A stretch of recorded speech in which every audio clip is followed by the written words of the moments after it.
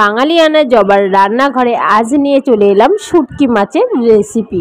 তো এখানে আছে খয়রা মাছ, ছোট তেলাপিয়া আর বেলে মাছ, 2-3 রকম মাছের মিলানো একটা শুটকি মাছ।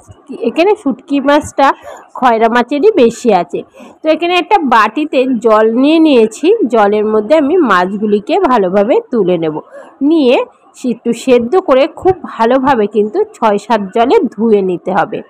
তো এখানে শুটকিতে দেওয়ার জন্য লম্বা করে ছোট বেগুন কেটে নিয়েছি, 2টো বড় বড় পেঁয়াজ কুচি করে নিয়েছি, আর এখানে 15 থেকে 20 কোয়া রসুন ছাড়িয়ে নিয়েছি, আর নিয়ে নিয়েছি কাঁচা লঙ্কা, চিড়ে নিয়েছি কাঁচা লঙ্কাটা। এখানে শুটকি মাছটা ভালো করে সেদ্ধ করে কিন্তু ধুয়ে নিয়েছি, ওর গায়ে যেটা আসছিল সেটাও কিন্তু উঠে গেছে। গ্যাস ধরিয়ে গ্যাসে কড়াই বসিয়ে কড়াইতে দিয়ে দিলাম পরিমাণ মতো তেল। তেলটাকে ভালো করে গরম করে নিয়ে কেটে রাখা বেগুনগুলিকে দিয়ে সামান্য নুন আর হলুদ দিয়ে বেশ লাল লাল করে ভেজে তুলে নেব।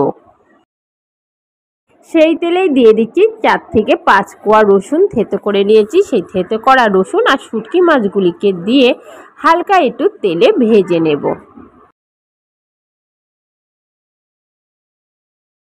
তেলে 2 মিনিট শুটকি মাছগুলিকে একটু টানিয়ে নিয়ে শুটকি মাছগুলিকে একটু সাইড করে রেখে কেটে রাখা পেঁয়াজ কুচি আর চেরা কাঁচা লঙ্কা একটু ভেজে নেব।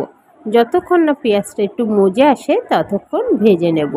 পেঁয়াজটা যেই ভালোভাবে মজে আসবে তখন শুটকি মাছের সাথে ভালো করে মিশিয়ে নেব।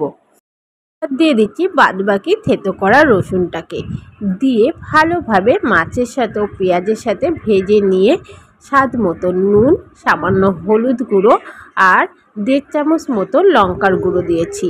লঙ্কার গুঁড়োটা এটা আমি যেহেতু ঘরেই তৈরি করে নিয়েছি সেই জন্য আমি একটু 1.5 চামচ মতো দিয়েছি।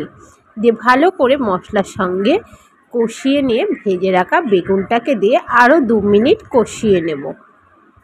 সামান্য একটু জল দিয়ে জলের সাথে ভালোভাবে মিশিয়ে নিয়ে ঢাকা দিয়ে দেব প্রায় 2 থেকে 3 মিনিটের জন্য।